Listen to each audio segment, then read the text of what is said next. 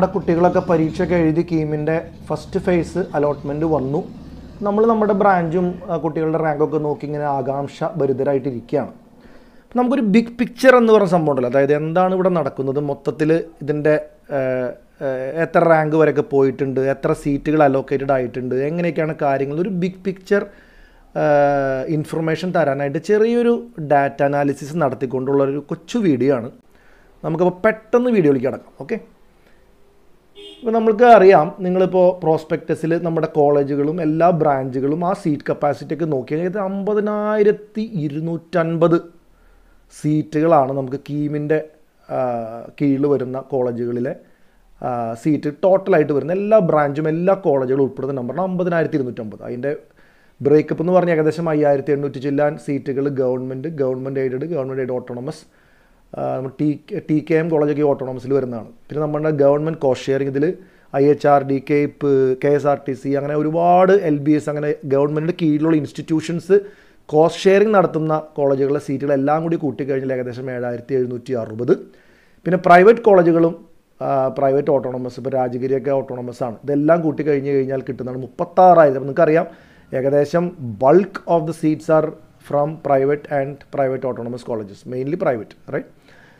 ഇനി നമ്മൾ ഇതിൽ പ്രൈവറ്റ് കോളേജുകൾ, സെൽഫ് ഫിനാൻസിങ് കോളേജുകളിലൊക്കെ 50% സീറ്റുകൾ പ്രോസ്പെക്ടസിൽ പറഞ്ഞിരിക്കുന്നത് മാനേജ്മെൻറ്റ് കോട്ട, അവർക്ക് അവരുടേതായിട്ടുള്ള മാനേജ്മെൻറ്റിൻ്റെ സീറ്റ്, അത് കീമിൻ്റെ പോർട്ടൽ വഴിക്കോ അല്ലെങ്കിൽ കീമിൻ്റെ റാങ്ക് ബേസ് വഴിക്കോ ആയിരിക്കണമെന്നില്ല അവരുടെ അഡ്മിഷൻ പ്രോസസ്സ്.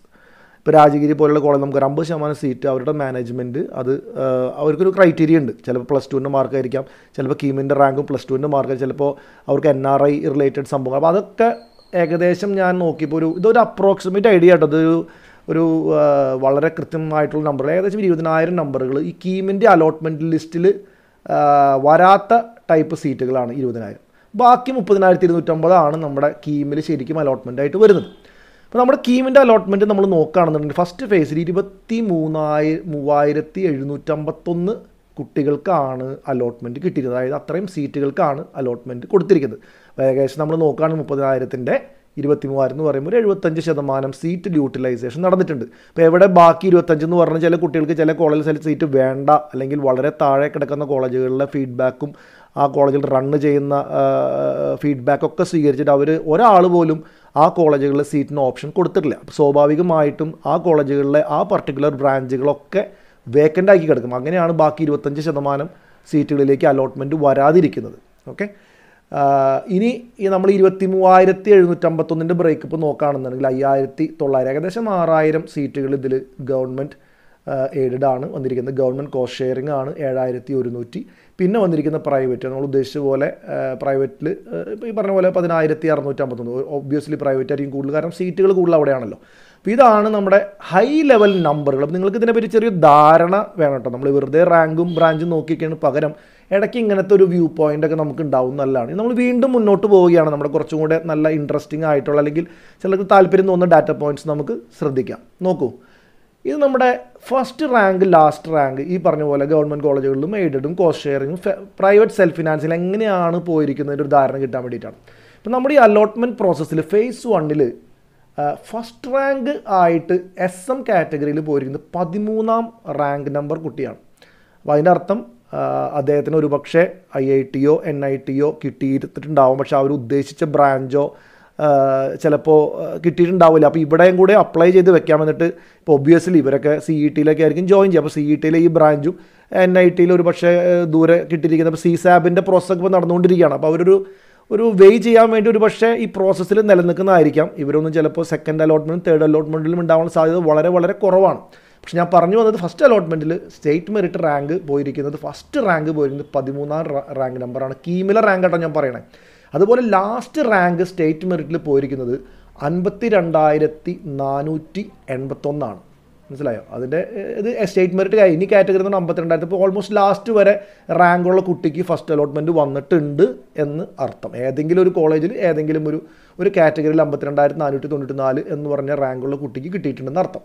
ഇനി നമ്മൾ ഫസ്റ്റ് റാങ്കുകൾ കുറച്ച് നോക്കാം, അത് കഴിഞ്ഞിട്ട് നമുക്ക് ലാസ്റ്റ് റാങ്ക് നോക്കും. ഫസ്റ്റ് റാങ്കുകൾ ഗവൺമെൻറ് കോളേജിൽ ഞാൻ പറഞ്ഞില്ലേ 13ാം നമ്പർ റാങ്ക്, അഥവാ എവിടെയാണ് ജോയിൻ ചെയ്ത് എവിടെയാണ് ആ ഓപ്ഷൻ വെച്ചിരുന്നത്, electronics and communication at CET ട്രിവാൻഡ്രത്താണ് ആ കുട്ടിയുടെ അലോട്ട്മെൻറ്റ് വന്നിരിക്കുന്നത്.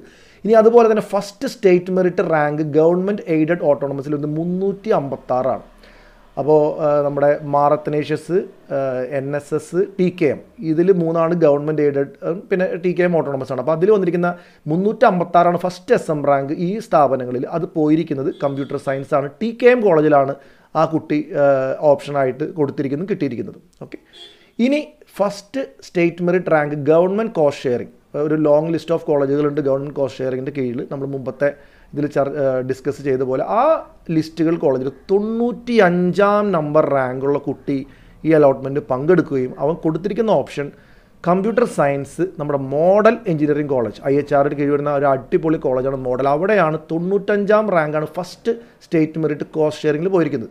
പിന്നെ നമ്മൾ വന്നിരിക്കുന്നത് first state merit private self financing. അപ്പോൾ നിങ്ങൾ ചിലപ്പോൾ ആലോചിക്കുന്നുണ്ടാവും, പ്രൈവറ്റ് കോളേജുകളിലൊക്കെ എല്ലാവരും ലാസ്റ്റാണ് വരും. അങ്ങനെയല്ല, ചില കുട്ടികൾക്ക് ചില കോളേജുകളോട് ചില താല്പര്യവും വീടിൻ്റെ അടുത്തായിരിക്കാം, അവർക്ക് ആ കോളേജിൻ്റെ ഫീഡ്ബാക്കൊക്കെ നോക്കിയിട്ട് 980 റാങ്ക് കിട്ടിയ കുട്ടി കമ്പ്യൂട്ടർ സയൻസ് മുത്തൂറ്റിലാണ് എടുത്തിരിക്കുന്നത്. First state merit rank in private self financing കോളേജാണ്.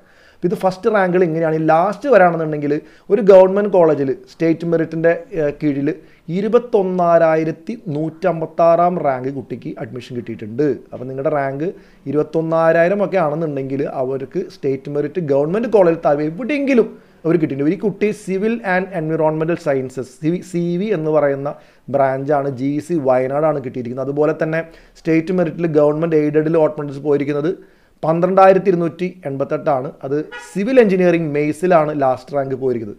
പിന്നെ നമ്മുടെ കോസ്റ്റ് ഷെയറിംഗിൽ വന്നു കഴിഞ്ഞ് കഴിഞ്ഞാൽ കോസ്റ്റ് ഷെയറിംഗ് ഒരുപാട് കോളേജുകളുണ്ട്. അത് 52,000 വരെ പോയിട്ടുണ്ട്. അത് സിവിൽ എഞ്ചിനീയറിംഗ് പത്തനാപുരം എഞ്ചിനീയറിംഗ് കോളേജിലാണ് പോയിരിക്കുന്നത്. പിന്നെ last state merit rank private self financing വന്നിരിക്കുന്നത് 52,481. അത് electrical and electronics TCT Trivandrum ഈ പറഞ്ഞ കോളേജിലാണ് പോയിരിക്കുന്നത്. അപ്പോൾ ഏകദേശം നിങ്ങൾക്ക് ഈ റാങ്കുകളുടെ ഫസ്റ്റും ലാസ്റ്റും ഒരു പിക്ചർ കിട്ടിക്കാണും എന്ന് വിചാരിക്കുന്നു. വീഡിയോ നിങ്ങൾക്ക് എപ്പോൾ വേണമെങ്കിലും പോസ് ചെയ്യാം, സ്ക്രീൻഷോട്ട് എടുത്ത് വയ്ക്കാം, സേവ് ചെയ്യാം, അതൊന്നും വിരോധമില്ല. പക്ഷേ ഞാൻ വീഡിയോ പെട്ടെന്ന് നമ്മൾ മുന്നോട്ട് പോവുകയാണ്. ഇനി വന്നിരിക്കുന്ന നമ്മുടെ കുട്ടികളുടെ പാർട്ടിസിപ്പേഷൻ. ഇപ്പം നമ്മൾ വിചാരിക്കും ടോപ്പ് പിള്ളേർ എത്ര പേര് നമ്മുടെ കീമിൻ്റെ കീഴിൽ അലോട്ട്മെൻറ്റ് പ്രോസസ് 1 അല്ലെങ്കിൽ ഫേസ് 1 പങ്കെടുത്തിട്ടുണ്ട്. അപ്പം 100 ആദ്യത്തെ കീമിലെ ടോപ്പ് 100 റാങ്കിൽ 13 പേരാണ് പങ്കെടുത്തിരിക്കുന്നത്. എന്ന് വെച്ച് കഴിഞ്ഞാൽ ബാക്കി 87 പേര് ഇതിൽ പാർട്ടിസിപ്പേറ്റ് ചെയ്തില്ല. അവർ IIT NIT ഉറപ്പാക്കി, അവർക്ക് വേറെ കൺഫ്യൂഷൻ ഒന്നുമില്ല, അവരപ്പോൾ ഈ പ്രോസസ്സിലേ തന്നെ ഇല്ല. ഒരുപക്ഷെ അവർ ഓപ്ഷൻ തന്നെ കൊടുത്തിട്ടുണ്ടാവില്ല, ഒരുപക്ഷെ ഓപ്ഷൻ കൊടുത്തിട്ടുണ്ടെങ്കിൽ തന്നെ അവർ സബ്മിറ്റ് ചെയ്തിട്ടുണ്ടാവില്ല. ഓക്കെ, ഇനി 1000 നോക്കുകയാണെങ്കിൽ ഏകദേശം പകുതിയോളം വരും, 439 പേരാണ് ആദ്യത്തെ 1000 കീം റാങ്കിലുള്ളവർ നമ്മുടെ ഫേസ് 1 അലോട്ട്മെൻറ്റിൽ പങ്കെടുക്കും. ഇനി നമ്പറുകളൊക്കെ ചെറുതായിട്ട് മാറും കേട്ടോ, കാരണം ഇനി അലോട്ട്മെൻറ്റ് 2ഉം 3 ഒക്കെ വരുന്നുണ്ട്. അപ്പോൾ ഇതിൽ കുറച്ച് പേര് പിന്നെയും കൊഴിഞ്ഞു പോകും. 3000 പേരിൽ ഈ പറഞ്ഞ പോലെ ഏകദേശം പകുതി 1641. അങ്ങനെ നമ്മൾ നോക്കുകയാണെങ്കിൽ 10,000 ടോപ്പ് കീം റാങ്കിൻ്റെ ഉള്ളിൽ 5683 കുട്ടികളാണ് ഇതിൽ പാർട്ടിസിപ്പേറ്റ് ചെയ്തിരിക്കുന്നത്. ഇനി 20,000 ഉള്ളിലാണെങ്കിൽ വീണ്ടും പകുതിയോളം 10,000. ഇനി എബോവ് 20,000 മൊത്തം 20,000 ശേഷം ഉള്ള റാങ്കുകൾ 12,804 പേരാണ് പങ്കെടുക്കുക. അങ്ങനെയാണ് നമ്മുടെ ഈ മൊത്തം 21,000 നേരത്തെ പറഞ്ഞ നമ്പർ 156 എന്നുള്ളത് നമ്പർ 23,751 ടോട്ടൽ അലൊക്കേഷൻസ് അങ്ങനെയാണ് വന്നിരിക്കുന്നത്. ഇനിയിപ്പോൾ നിങ്ങൾ വിചാരിക്കുന്നത് ഇതിൽ എവിടേക്കൊക്കെ പോയെന്ന് താഴെ ഞാൻ കൊടുത്തിട്ടുണ്ട്. IITസിലേക്കും NITസിലേക്കും ഐസർ, ബിറ്റ്സ് പിലാനി, അതുപോലെ തന്നെ ബിറ്റ്സിൻ്റെ പല ലൊക്കേഷൻസിലുള്ള സ്ഥാപനങ്ങൾ, Indian institute of science, VIT Vellore institute, Amrita, MIT, CUSAT, പിന്നെ CUT എഴുതി. ഇനി CUT എനിക്ക് മതി, കീം എനിക്ക് വേണ്ട, ഞാൻ ഡിഗ്രി പഠിച്ച് പോയിക്കൊള്ളാമെന്ന് തീരുമാനിച്ച കുറച്ച് കുട്ടികൾ കീം എൻട്രൻസ് പരീക്ഷയൊക്കെ എഴുതി റാങ്കൊക്കെ വന്നതിന് ശേഷം അങ്ങനെ ഒരു തീരുമാനമെടുത്ത കുട്ടികൾ ഇതിനകത്ത് ഒഴിഞ്ഞു പോയിട്ടുണ്ടാവും. പിന്നെ ഈ പറഞ്ഞ പോലെ നീറ്റിലൊക്കെ ടോപ്പ് ഓൾ ഇന്ത്യ റാങ്ക് വന്നിരിക്കും, ഉറപ്പായിട്ടും അവർക്ക് എയിംസിലോ അല്ലെങ്കിൽ മറ്റുള്ള സൂപ്പർ കോളേജുകളിൽ MBBS കിട്ടുമെന്ന് ഉറപ്പുള്ളവർ ഇതിൽ പങ്കെടുത്തിട്ടില്ല. അപ്പോൾ അവരാണ് ഈ പറഞ്ഞ പോലെ ആദ്യത്തെ 10,000 പേരിൽ 4,400 പേരൊക്കെ അവർ ഈ കാറ്റഗറിയിൽ പെടുന്ന ആൾക്കാരാണ്. നമുക്ക് മുന്നോട്ട് പോകാം.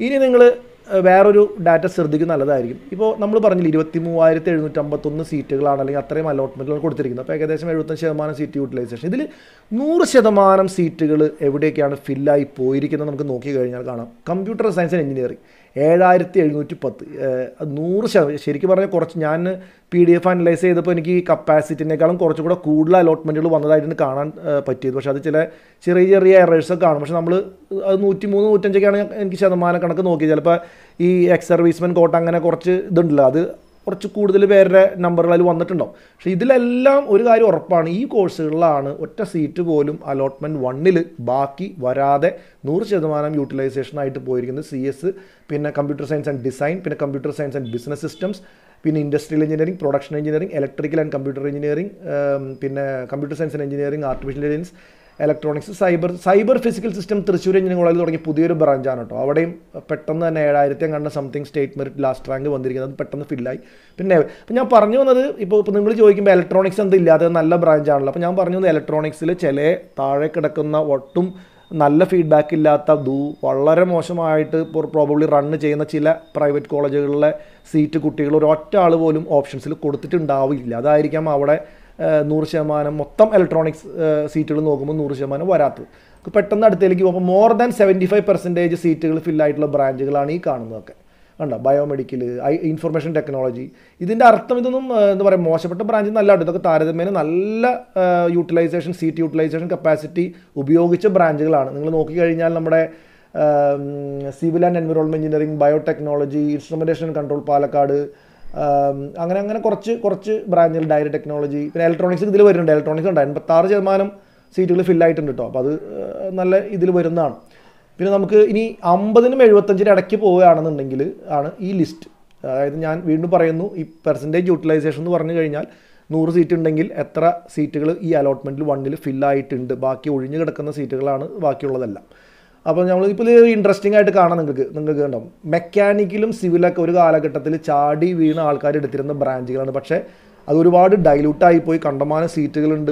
ഓൾമോസ്റ്റ് കുറേ കോളേജുകളിലൊക്കെ ആ ബ്രാഞ്ച് ഉണ്ട്. പിന്നെ കുട്ടികളെല്ലാവരും കമ്പ്യൂട്ടർ മതി എന്ന് പോകുന്ന കാരണം കൊണ്ട് 57% സീറ്റുകളാണ് നമ്മുടെ മെക്കാനിക്കൽ എഞ്ചിനീയറിംഗ് ഫില്ലായിട്ടുള്ളൂ. കപ്പാസിറ്റി വെച്ച് നോക്കാം, സിവിൽ അതുപോലെ 51ആണ്. അപ്പോൾ അത് അത്രയും പ്രിഫറൻസ് താഴത്തേക്ക് പോന്നു എന്ന് വേണം കരുതാൻ. ഇനി ഒട്ടും യൂട്ടിലൈസേഷൻ ഇല്ലാത്ത പ്രിൻറ്റിങ് ടെക്നോളജി, ഇതിൻ്റെയൊക്കെ അർത്ഥം നിങ്ങൾ ഒരിക്കലും ഇതിന് ഡാറ്റ വേറെ രീതിയിൽ കാണുമ്പോൾ ഒരു കുട്ടി ബ്രാഞ്ച് എടുത്തിട്ടുണ്ട്, അയ്യോ ഇത് ആരും എടുത്തിട്ടില്ലല്ലോ, അങ്ങനെയല്ല. അപ്പോൾ ചില ഇതിൽ നിങ്ങൾ സീറ്റ് നമ്പർ ശ്രദ്ധിച്ചാൽ വളരെ കുറച്ച് സീറ്റുകളേ ഉള്ളൂ. അപ്പോൾ ആ ഒരു ഫീൽഡിനോടും ആ ഒരു ബ്രാഞ്ചിനോടും താല്പര്യമുള്ള കുട്ടികൾ എല്ലാവരും ആയിക്കൊള്ളുന്നില്ല. അപ്പോൾ അവർക്ക് ചിലപ്പോൾ സ്പെസിഫിക് ആയിട്ട് എനിക്ക് VLSI ഡിസൈൻ മതി എന്ന് വെച്ചിട്ട് മാത്രം അവർ അത് സബ്മിറ്റ് ചെയ്തിട്ടുണ്ടാവും. പക്ഷേ വേറെ ഒരു പേര് കേട്ട് പോലും ഇല്ലാത്ത കോളേജിലൊന്നും ചിലപ്പോൾ ആ ബ്രാഞ്ച് എടുക്കാൻ ധൈര്യം കുട്ടികൾ കാണിച്ചിട്ടുണ്ടാവില്ല. പക്ഷേ ബ്രാഞ്ചിൻ്റെ കുഴപ്പമില്ല. ചിലപ്പോൾ കോളേജിൻ്റെ ചില കോളേജുകളിൽ ഇങ്ങനത്തെ കോഴ്സുകൾ സ്റ്റാർട്ട് ചെയ്യുമ്പോൾ അവിടെ ക്രെഡൻഷ്യൽസ് കുറവായിരിക്കും. അതുകൊണ്ടായിരിക്കാം ഒരു പക്ഷേ കുറച്ച് പേര് ഇപ്പോൾ ഈ VLSI ഒക്കെ ഫുള്ളായിട്ട് പോയിരിക്കുന്ന മോഡലിലൊക്കെ ഒറ്റ സീറ്റ് പോലും ബാക്കിയില്ല. പക്ഷേ അതേസമയം താഴ്ത്തേക്ക് വന്ന് വേറെ കോളേജുകളിലൊക്കെ VLSI തുടങ്ങിയെങ്കിൽ ഒരു പക്ഷേ അതായിരിക്കാം അതിൻ്റെ കാരണമെന്ന് വേണം അനുമാനിക്കാൻ. പെട്ടെന്ന് നമുക്ക് പോവാം. ഇനി ബ്രാഞ്ചസ്, ഇപ്പോൾ നമ്മൾ കോളേജിൻ്റെ കപ്പാസിറ്റി യൂട്ടിലൈസേഷനും ബ്രാഞ്ചുകളുടെ ഇത് കണ്ട് നമ്മൾ ഏറ്റവും കൂടുതൽ കുട്ടികൾ അപ്ലൈ ചെയ്യുന്നു. ഫസ്റ്റ് റാങ്കുകളൊക്കെ സ്റ്റേറ്റ് മെറിറ്റിൽ ലാസ്റ്റ് റാങ്ക് പോയിരിക്കുന്ന ടോപ്പിലൊക്കെ വരുന്ന കുട്ടികൾ എപ്പോഴും കമ്പ്യൂട്ടർ സയൻസാണ് പ്രിഫർ ചെയ്തിരിക്കുന്നത്. പിന്നെ computer science and business systems 3000 വരെ വന്നിട്ടുള്ളൂ സ്റ്റേറ്റ് മെറിറ്റ് നമ്മുടെ മോഡലിലെ. പിന്നെ computer science and data science നമ്മുടെ കോതമംഗലം മാർ അത്തനേഷ്യസ് കോളേജിൽ. Electrical and computer engineer, I think this one is from TKM, അവിടെയാണ് ഇത് പോയിരിക്കുന്നത്. പിന്നെ ഇലക്ട്രോണിക്സ് ആൻഡ് കമ്മ്യൂണിക്കേഷൻ 4000. അപ്പോൾ ലാസ്റ്റ് റാങ്ക് കേട്ടോ. അപ്പോൾ നമ്മൾ പറയുന്നത് ഈ കോഴ്സുകളാണ് കുറേ പേരൊക്കെ പ്രിഫർ ചെയ്യുന്ന ടോപ്പ് റാങ്കിൽ. ഞാൻ 6000 വരെ പോയിട്ട് താഴ്ത്തേക്ക് വന്നു കഴിഞ്ഞാൽ ഇനിയും ഉണ്ടാവും. പക്ഷെ നമ്മൾ ടോപ്പായിട്ട് ആൾക്കാരുടെ ഒരു താല്പര്യം ഏത് ബ്രാഞ്ചുകളോടാണ് എന്ന് ഈ ഡാറ്റ നമുക്ക് പറഞ്ഞു തരുന്നത് മാത്രം ഞാൻ ഷെയർ ചെയ്യുന്നു മാത്രം. നമ്മൾ പോവുകയാണെന്നുണ്ടെങ്കിൽ നിങ്ങൾ നോക്കുകയാണെങ്കിൽ 3 തരത്തിലുള്ള കോളേജ് പ്രിഫറൻസ് ആണ് നമ്മൾ വെച്ചിരിക്കുന്നത്. ഒന്ന് ഗവൺമെൻറ്റും എയ്ഡഡിലും വെച്ചിട്ട് ആൾക്കാരൊക്കെ കൂടുതൽ അപ്ലൈ ചെയ്തിരിക്കുന്ന കോളേജ്, അല്ലെങ്കിൽ സ്റ്റേറ്റ് മെറിറ്റിൽ ലാസ്റ്റ് റാങ്ക് പോയിരിക്കുന്ന, ഞാൻ CS ആണ് അതിലൊരു ഇതായിട്ട് എടുത്തിരിക്കുന്നത്. ഇപ്പോൾ ഇതിൽ TK ഉണ്ട്, college of engineering Thiruvananthapuram, Thrissur, Kollam, അങ്ങനെയാണ് ഗവൺമെൻറ് കോളേജുകളുടെ ലിസ്റ്റ് വന്നിരിക്കുന്നത്. അതുപോലെ തന്നെ കോസ്റ്റ് ഷെയറിംഗ് ആണെങ്കിൽ എപ്പോഴും മോഡലാണ് ടോപ്പിൽ വന്നിരിക്കുന്നത്. പിന്നെ അത് കഴിഞ്ഞാൽ SCT college of engineering Pappanamcode Thiruvananthapuram, പിന്നെ ചെങ്ങന്നൂർ, അങ്ങനെ പോകുന്നു.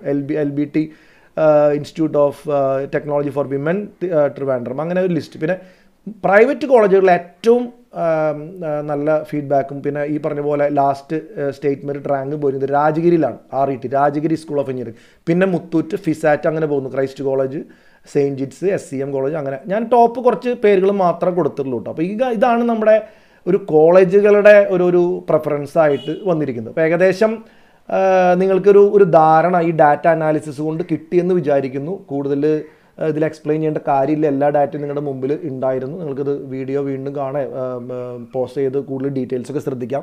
ഒരു പക്ഷേ ന്യൂസ് പേപ്പറുകളിലൊക്കെ ഇതിൻ്റെ ഒരു 50% 60% ഡാറ്റ നിങ്ങൾക്ക് ഒരു പക്ഷേ നിങ്ങൾ വായിച്ചിട്ടുണ്ടാകും കഴിഞ്ഞ ദിവസങ്ങളായിട്ട്. പക്ഷേ ഞാനിത് നമ്മുടെ PDF ഡംപ് എടുത്തിട്ട് എക്സലിലേക്ക് എക്സ്പോർട്ട് ചെയ്തിട്ട് കുറച്ച് സോർട്ടിങ്ങും ഓർഡറിങ്ങും ഒക്കെ നടത്തി കിട്ടിയ കുറച്ച് ഇൻട്രസ്റ്റിംഗ് ആയിട്ടുള്ള ഡാറ്റ പോയിന്റ്സ് നിങ്ങൾക്ക് ഷെയർ ചെയ്തെന്ന് മാത്രം. നിങ്ങൾക്ക് താല്പര്യം ഇതിങ്ങനെ ഡാറ്റ ഷെയർ എന്നുകൊണ്ട് നിങ്ങൾക്കൊരു കുറച്ച് അറിവ് കിട്ടിയെന്നുണ്ടെങ്കിൽ നിങ്ങൾ തീർച്ചയായിട്ടും ചാനൽ സബ്സ്ക്രൈബ്, അതുപോലെ തന്നെ നിങ്ങളുടെ ലൈക്ക് മൈൻഡഡ് ആയിട്ടുള്ള പാരൻസിനും കുട്ടികൾക്കും ഈ വീഡിയോസൊക്കെ ഒന്ന് ഫോർവേഡ് ചെയ്താൽ ഭാവിയിൽ കൂടുതൽ വീഡിയോസായിട്ട് വരാൻ നമുക്ക് കുറച്ചുകൂടി മോട്ടിവേഷനും കാര്യങ്ങളൊക്കെ ഉണ്ടാവും. താങ്ക്